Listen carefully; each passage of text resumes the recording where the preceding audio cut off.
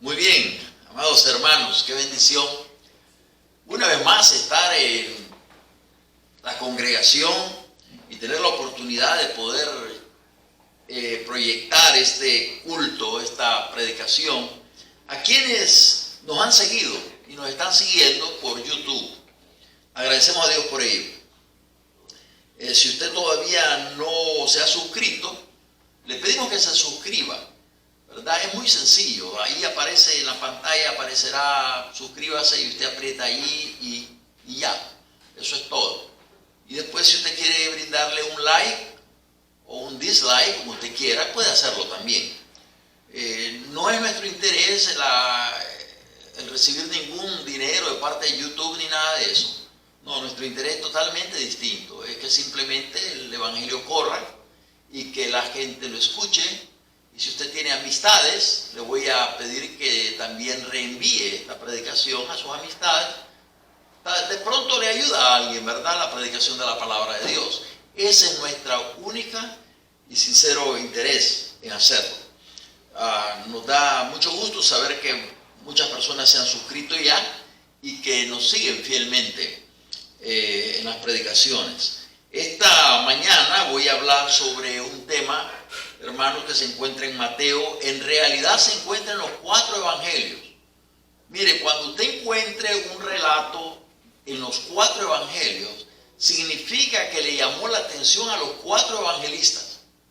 Hay relatos que un solo evangelista lo narra, pero hay otros que los 4 lo narran. Este pasaje lo narran los 4 y tiene que ver con la purificación del templo. De eso vamos a hablar esta mañana, ¿verdad? Y hay una frase allí que la he querido usar como título de mi mensaje: el celo de tu casa me consume.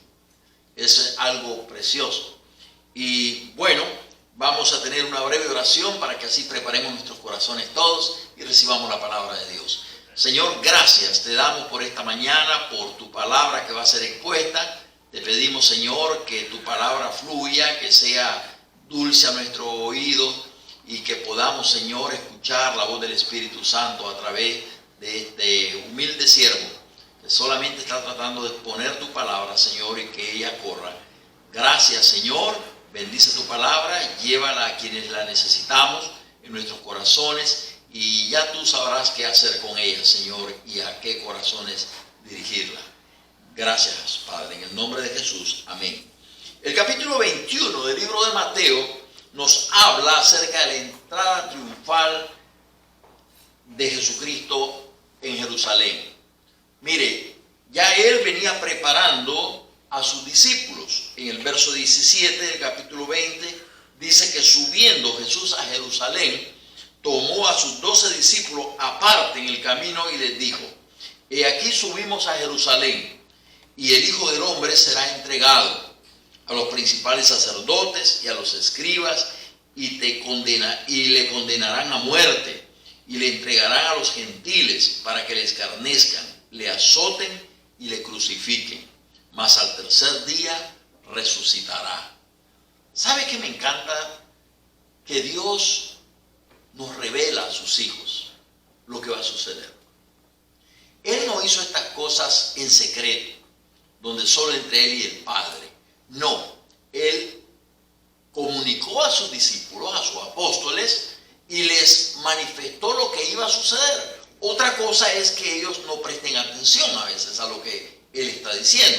De la misma manera nosotros, ¿verdad? La palabra de Dios está allí, está a nuestra disposición, y algunas veces la leemos y lo escuchamos, pero no obedecemos.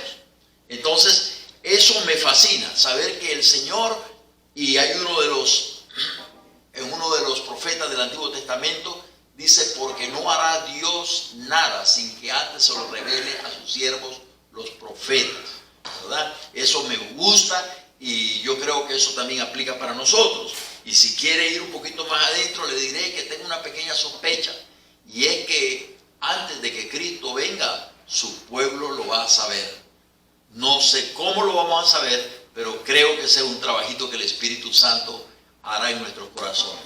No sé con cuánta anticipación estamos predicando a Cristo conforme a la profecía de la palabra de Dios, que Cristo viene pero yo me estoy refiriendo a cuando el hecho se vaya a dar. Creo que el Espíritu Santo hará saber a los hijos de Dios que Cristo viene pronto. Amén. Sospecho eso. Y ahora, mire, aquí en este capítulo, entonces vemos cómo Jesús le anuncia a sus discípulos que van para Jerusalén.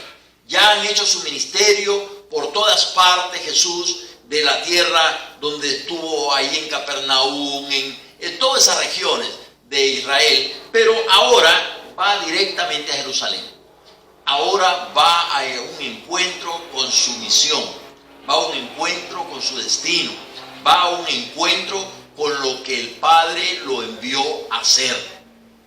Hermanos, ojalá usted y yo entendamos qué es lo que Dios tiene para nosotros en la vida y que no le huyamos, que lo enfrentemos, ¿verdad? Porque vamos a hacer la voluntad de Dios. ¡Qué bendición! Ahora, les decía que los 4 evangelistas lo comentan. Trabajaremos con Mateo. En el capítulo 21 ya se está dando la entrada triunfal a Jerusalén. Esta gente lo va a recibir como un rey. Así recibían a los reyes, así como van a recibir a Jesucristo ahora después de que venían de una batalla y habían conquistado una victoria. Por ejemplo, en el caso del rey David, así lo celebraban, y David venció Saúl venció a 1000 y David a sus 10.000, y los recibían con esta gran algarabía. Así que aquí, hermano, a Jesús lo van a recibir como un rey. Y dice, cuando se acercaron a Jerusalén y vinieron a Betfagé, al monte de los olivos, Jesús envió 2 discípulos, diciéndole, id a la aldea que está enfrente de vosotros, y luego hallaréis un asna atada y un pollino con ella, desatadla y traédmelos. Y si alguien os dijere algo, decid, el Señor lo necesita. Qué precioso eso. Esa parte a mí me encanta, saber que el Señor tiene personas con las que Él cuenta. Personas que tienen propiedades, que tienen posesiones y que no se quedan con ellas. Cuando se trata del Señor, no hay problema. Ahí está. Qué bendición. Ojalá el Señor cuente con nosotros. Ojalá el Señor cuente con lo que nosotros tenemos, ¿verdad? Ojalá que nosotros podamos decir, Señor, lo mío es tuyo y lo tuyo mío, como dijo Jesús al Padre, ¿verdad? En el capítulo 17 de Juan. Y si alguien os dijere algo, decid, el Señor lo necesita y luego los enviará. Todo esto aconteció para que se cumpliese lo dicho por el profeta cuando dijo, decid a la hija de Sión. Ahí va la profecía de Zacarías 9:9. Decid a la hija de Sión, y aquí tu rey viene a ti, manso, sentado sobre un asna, sobre un pollino, hijo de animal de carga. Mire qué linda presentación del Mesías. Entra como lleno de humildad, lleno de mansedumbre, no entra como lo vemos en el Apocalipsis con un caballo blanco, ni con una espada en la mano, ¿verdad? Ese es otro contexto, el Apocalipsis, en su siguiente venida a la tierra, viene a vencer y no viene como vino la primera vez. La primera vez lo estamos viendo entrar en un pollino, hijo de asna, sentado, y él entra con tanta humildad. El Hijo de Dios, hermanos, el Hijo de Dios, el Mesías de Israel, está entrando con tanta humildad. Y ya existía la profecía, pero la profecía la ignoraron. De pronto la profecía se le hizo, como diríamos hoy en día, no hay que tomar las cosas tan literalmente, dice la gente el día de hoy. Eso tiene un contenido solamente espiritual. No, fíjese que en la Biblia a veces las cosas suceden literalmente. Y en este caso está sucediendo literalmente, ¿verdad? Claro, existen contenidos espirituales y podemos aplicar las dos cosas, ¿verdad? Sacar el beneficio de las dos cosas. Ahora, dice que los discípulos fueron, hicieron como Jesús les mandó, trajeron el asna y el pollino y pusieron sobre ellos sus mantos, y él se sentó encima. Y la multitud, que era muy numerosa, tendía sus mantos en el camino, y otros cortaban ramas de los árboles y las tendían en el camino. Y la gente que iba delante y la que iba detrás aclamaba diciendo, Hosana, mire qué lindo, Hosana al Hijo de David, que quiere decir bendito el que viene en el nombre del Señor. Este es un momento, hermano, una oportunidad que Israel está teniendo de adorar a Jesús y hasta de entronarlo, reconocerlo como el Mesías que había de venir. Mire, qué tremenda oportunidad. Yo pienso en este momento en las personas que en algún momento de su vida han reconocido a Jesucristo como su Salvador personal, que han hecho una decisión por Cristo. El Espíritu Santo les tocó. El Espíritu Santo, ellos dicen, sentí algo bonito y recibí a Cristo. ¿Y qué pasó después? Bueno, después ya no regresé más a la iglesia. O vi alguna cosita por ahí en la iglesia que me desencantó y ya no regresé más. Hermano, esto no se trata de un momento de emocionalismo. Esto se trata de entender que somos pecadores, que necesitamos un Salvador y que si no abrazamos a ese Salvador, nos vamos a ir al infierno. Esa es la verdad, cruda, real. Mire, pueden ponerse todos los pretextos del mundo si usted quiere, pero esta es la verdad de Dios. Existe un infierno, existe un cielo.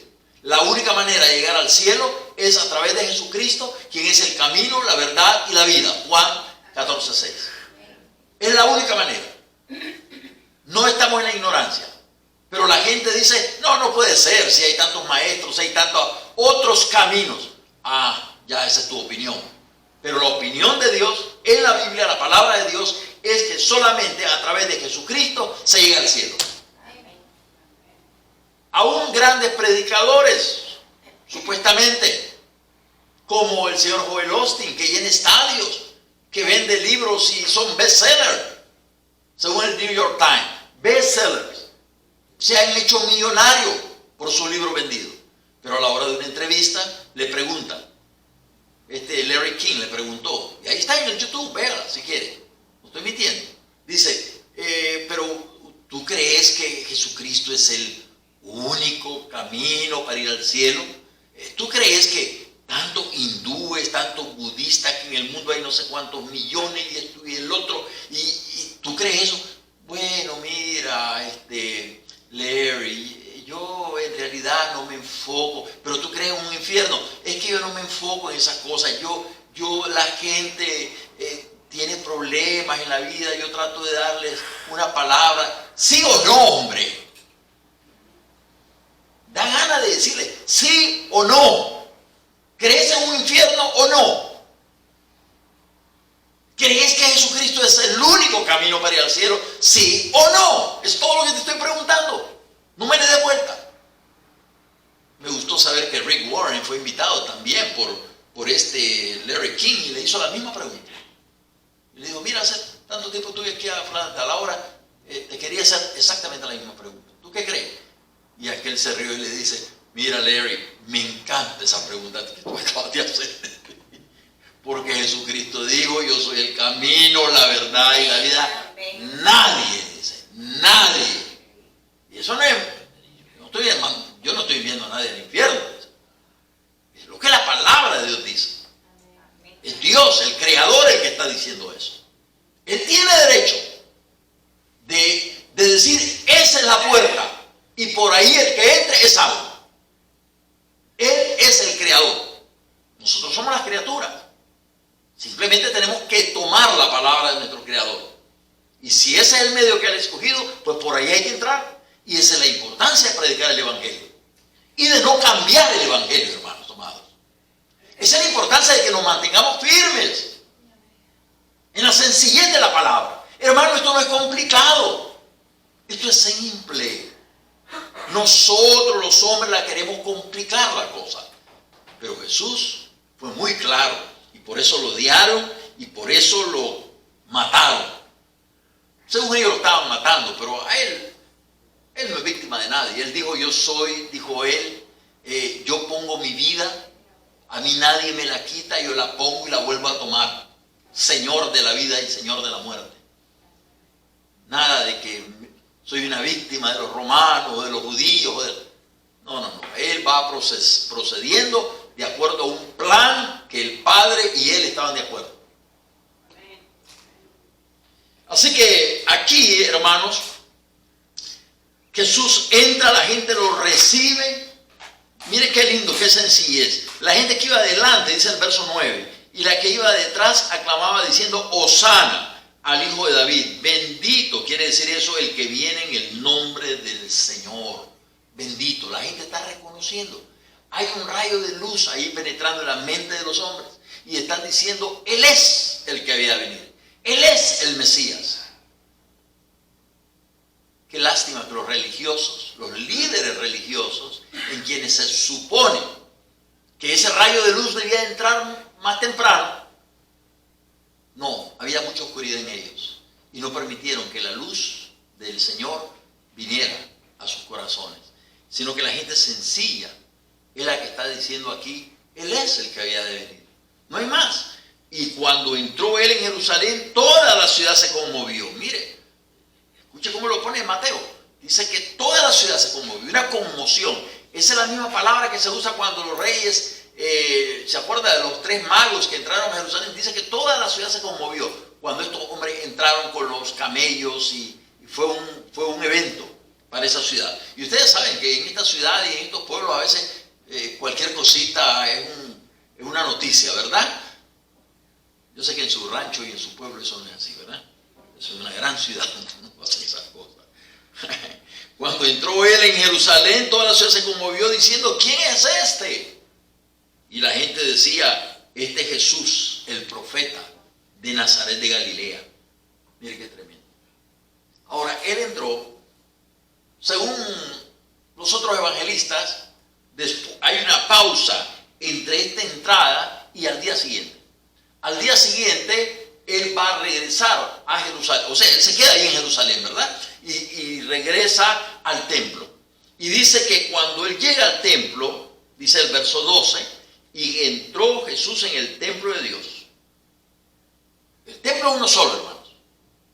Antes, en algún momento de mi vida cristiana, yo pensé que había muchos templos, como hoy que decimos una iglesia aquí, una iglesia allá. No. El templo era uno solo. Gigantesco, enorme, hermosísimo, pero uno solo. Y entró Jesús en el templo de Dios y echó fuera a todos los que vendían y compraban en el templo. Y volcó las mesas de los cambistas y las sillas de los que vendían palomas. Y les dijo, escrito está, mi casa, casa de oración será llamada, mas vosotros la habéis hecho cueva de ladrones. Mire qué autoridad la de Jesús. ¿Quiere ver un poquito más de autoridad? Acompáñenme al libro de Juan, capítulo 2.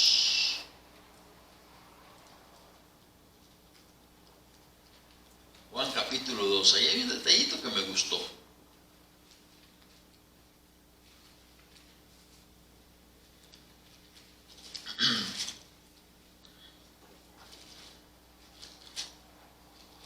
Juan capítulo 2 dice,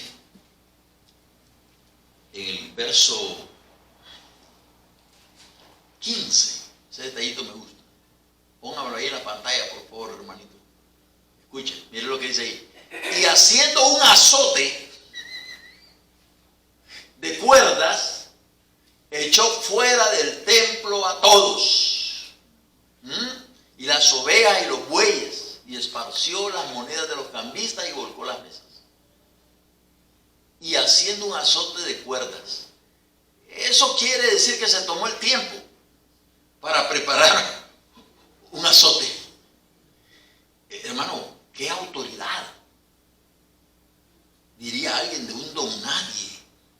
De pronto, donde está un templo lleno, donde hay una gran actividad, es una especie de mercado lo que hay. Trate de proyectarlo en su mente. Mire, y esto es lo que pasaba. Que, ¿cómo se llegó a formar ese mercado ahí? Porque ahí usted encuentra animales, vacas, ovejas, palomas, todo. ¿Cómo se llegó a formar eso ahí? Bueno, mire, habían 4 fiestas judías en el año. Y la gente estaba obligada a venir a esas fiestas judías, los que vivían en el radio, ¿verdad? A cierta distancia de Jerusalén, estaban obligados a estar ahí. Entonces, ¿qué pasaba? Que la gente tenía que ofrecer sacrificios. Entonces, en vez de venir cargando una vaca o venir cargando una oveja desde allá, ¿qué es lo que hacía usted? Comprarla allí. Y entonces, como ya se iba convirtiendo en el negocio, la gente va a venir, hay que tener una gran cantidad de ovejas, hay que tener una gran cantidad de vacas, una gran cantidad de palomas, porque cuando la gente venga y sucede otra cosa, venían de todas partes, diferentes monedas, habían cambistas. ¿A cómo está la monedita? A tanto, a ver. Y entonces era un negocio, un negociazo. Y los sacerdotes estaban incluidos en eso. ¿Ya vieron? Era un comercio. Y entonces todo eso comenzó allá afuera. Pero poquito a poco se fueron metiendo en las graditas del templo hasta que llegaron a ocupar el atrio de los gentiles, dice. Entonces dice un comentarista, ellos tendrían que estarle dando testimonio a los gentiles. Ahora han desplazado a los gentiles del atrio, la sección donde le correspondía a los gentiles, han metido allí todo en un mercado, cambistas y todo eso, cuando Jesús llega. Y mira todo eso, hermano. Dice aquí algo interesante, ¿verdad? Que el celo por tu casa me consume. ¿Qué sintió Jesús en su corazón? Al ver que aquello que estaba supuesto a ser llamado casa de oración para todas las naciones, ahora esto lo han convertido en eso. ¿Y por qué? Por negocios, hermano. Negocios. ¿Sabe una cosa? Cuando yo escucho de que en las iglesias se van a hacer rifas y todas esas cosas, tenemos que tener cuidado con eso. Porque yo no digo que no se haga una cosa así, pero tengamos el cuidado de hacerla en algún salón de por allá, ¿verdad? O en el estacionamiento, o a nivel personal, no sé. Pero no usar el púlpito para eso. Aquí hubo una iglesia que no alquilaba, que ustedes saben que están en su culto y uno no sabe lo que están haciendo. Pero aquí había una iglesia que se ponía a hacer rifas desde aquí, desde el púlpito. Y el ganador está, y está, y está. Y cuando yo me enteré, yo hablé con el pastor porque no me gustaba eso. Yo le dije, no, varón, eso no está bien. Háganlo allá en el salón social o como sea, pues, otro lado, pero no usemos el púlpito para esto, ¿verdad? Tenemos que tener cuidado con las cosas que hacemos. Pero hay algo más importante aquí, hermano. Jesús tuvo celo por este templo, hecho por manos de hombres. Pero la Biblia dice que nosotros somos el verdadero templo de Dios. Que Dios habita en nosotros, los cristianos. Y la Biblia dice, y por que la información es demasiada, pero Dios es un Dios celoso, hermano. Fíjese que, por ejemplo, Santiago 4:5 dice, ¿o pensáis que la Escritura dice en vano, el Espíritu que Él ha hecho morar en nosotros nos anhela celosamente? ¿Ya vieron? El Espíritu nos anhela, nos cela, celosa, con gran celo. Dios es celoso, hermanos amados. Dios es un Dios celoso. Fíjense que a Israel, Él le muestra su celo, porque Israel se ponía con eso de la idolatría, a construir ídolos, y Él se sentía celoso, con objetos que Él sabía que no eran nada. Sin embargo, el pueblo los ponía en un lugar que le correspondía a Dios. Dios es celoso. Ahora, no estamos hablando del celo humano, no estamos hablando del celo carnal, porque en la Biblia también hay lugar para el celo carnal, como uno de los frutos de la carne.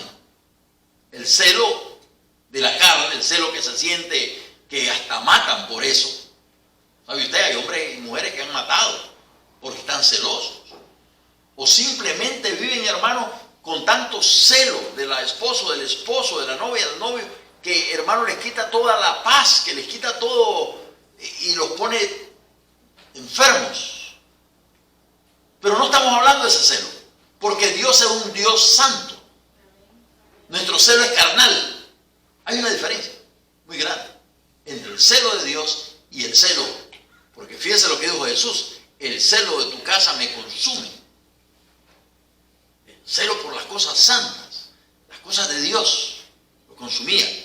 Fíjense que algo de eso vivió el apóstol Pablo también cuando se llamaba Saulo de Tarso.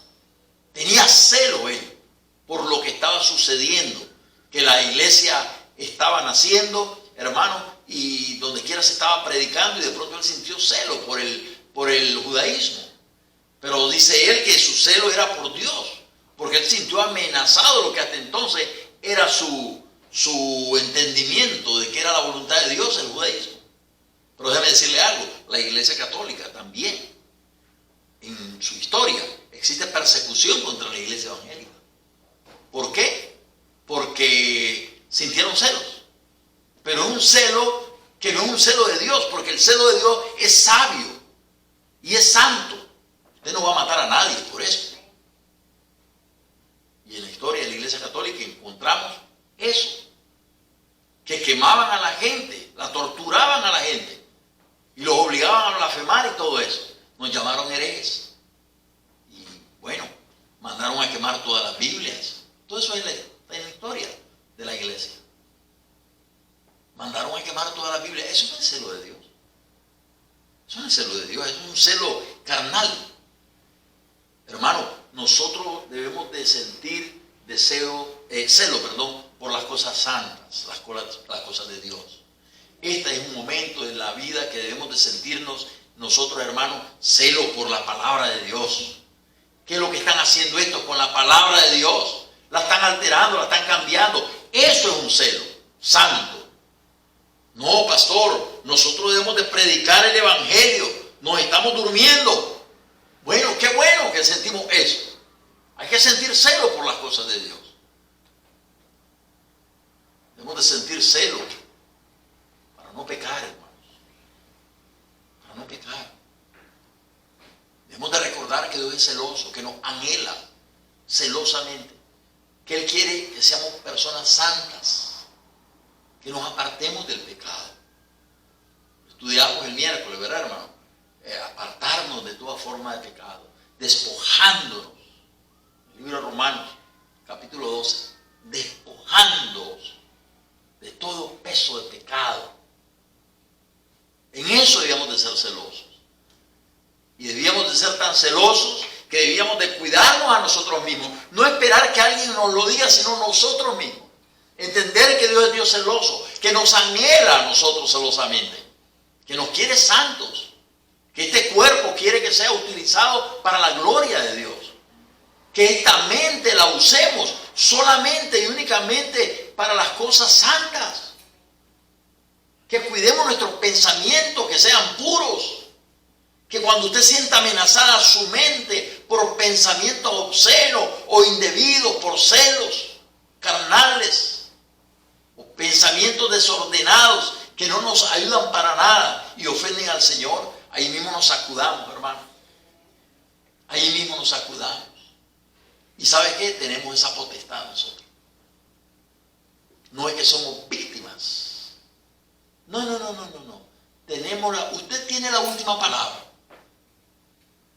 Si sí o no. Resistid al diablo y él huirá de vosotros, dice Pedro, ¿verdad? Él huirá de vosotros. Pero resistan ustedes. ¿Cómo vamos a resistir? Reprenda al diablo en su mente. ¿Está usted pensando cosas inapropiadas? Repréndalo. Yo a veces tengo los ojos cerrados y empiezo a pensar cositas así que no están bien. Rápido abro los ojos. Abra los ojos. Mire lo que está allí. Y se desaparece aquello que usted tenía en la mente. Pero si usted se queda con los ojos cerraditos, está romantizando el momento y todo eso, usted le está dando cuerda al mal. ¿Me entiende? ¿Ya vio? Usted y yo tenemos que conocernos a nosotros mismos. Porque somos pecadores, hermanos. Somos pecadores y generamos solamente, nuestra inclinación natural es solamente el pecado. Por eso tenemos que esforzarnos un poco en venir a la casa de Dios, en venir a la oración los varones el día sábado. No es que yo necesito estar ahí. ¿Ya me entendió? No es que me conviene. Es que es bueno para mí. Me autodisciplino. ¿Tiene la cita? Santiago, ¿cuánto? 4:7. 4:7. Santiago 4:7. Someteos pues a Dios, resistid al diablo y huirá de vosotros. Mire qué lindo. Yo dije Pedro. Es que Pedro y Santiago eran amigos. Eran cristianos los dos y eran amigos. Ahí se llevaban bien. Pero tengo la mentalidad que en Pedro hay algo parecido. Bueno, gracias por la corrección, hermana Brenda. Lo bueno es que no dije nada antibíblico, ¿verdad? Es la cita la que está salida del lugar. Pero ¿sabe usted qué? Me voy a justificar un poquito. Esto de los textos y de las capítulo tanto, verso tanto, y bueno, mire, antes no existía. Y le diré algo, cuando usted busca las referencias en el Antiguo Testamento, usted va a escuchar esto. Como dijo el profeta Isaías. ¿Y dónde lo dijo Isaías? Ah, no, si usted quiere eso, vaya a buscarlo. Pero ahora se nos demanda bastante, ¿verdad? Capítulo, verso y todo. Y a uno está viejo también, espérense. Por eso les dije, me voy a justificar un poco. El celo es bueno, pero no el celo carnal. Y ahí es donde tenemos que identificar qué es celo carnal y qué es celo de Dios. Celo para las cosas de Dios. Seamos celosos con las cosas de Dios. Que donde la palabra de Dios no es alterada, donde las cosas del Espíritu son respetadas, ¿verdad? Las cosas del Espíritu. Vaya, amado hermano, Jesús mostró este celo por la casa de Dios. Mire usted, se hizo una cuerda y entró. Y ¿sabe qué es lo más interesante? Que le dio vuelta a todo y nadie fue capaz de levantar un dedo. ¿Ya lo vieron? Nadie. ¿Cómo me explica usted eso? ¿Cómo me explica usted eso? Nadie fue capaz de levantar un dedo. Dice que Él les dijo, escrito está. Ojalá así nosotros aprendamos a hablar, ¿verdad? Así dice la palabra de Dios. Yo no lo digo, la palabra de Dios lo dice. Mi casa, casa de oración será llamada, mas vosotros la habéis hecho cueva de ladrones.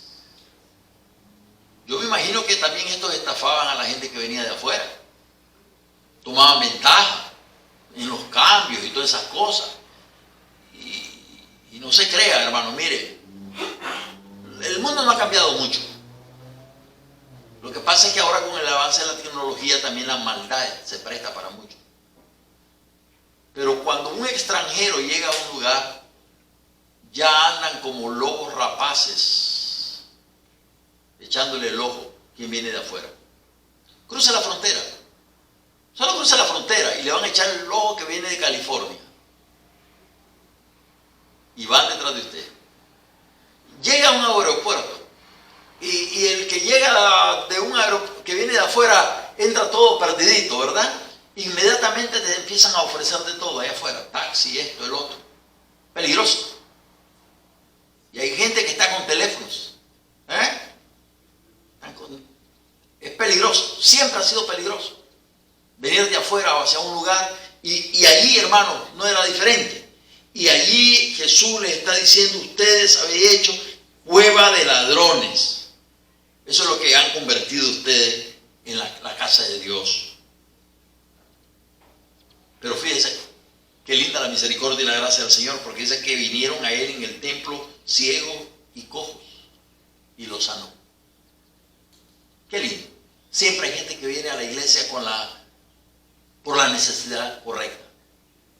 Siempre habrá gente en las iglesias que tenga la motivación incorrecta. Y le voy a decir algo. La iglesia no es el cielo. La iglesia, hermanos, mucha gente se aleja de las iglesias por las cosas que ve en las iglesias. Cuando empieza ya a quedarse, a relacionarse. Dice, no, esto no es lo que yo esperaba. ¿Y qué esperaba? Somos un grupo de personas, pecadores, todos, que estamos simplemente tratando de aprender de Dios, de aprender a hacer el bien, de aprender a amar al Señor, aprender a agradar al Señor, Pero esto es como un hospital, hermano. Aquí estamos todos enfermos de pecado. Lo que pasa es que ustedes miran al pastor de corbatita y de saco y todo, pero no es así la cosa. En el fondo, ¿qué somos? Dios nos conoce. Yo le voy a animar a esto. Usted manténgase firme en el lugar que Dios lo trajo. Manténgase firme, no importa lo que usted mire, no importa lo que usted oiga, lo que usted escuche. Usted manténgase firme mirando al médico por excelencia. Usted vino al hospital porque necesita del médico. Usted necesita medicina, tómesela, escúchela.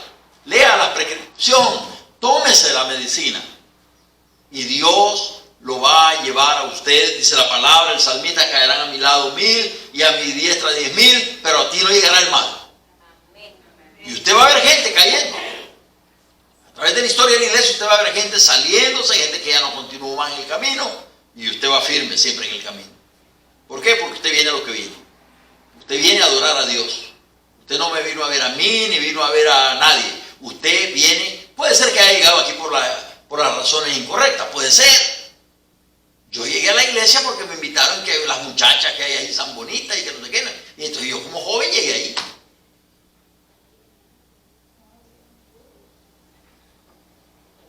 Esas son motivaciones incorrectas. Pero llegué de esa manera y el Espíritu Santo me agarró ahí.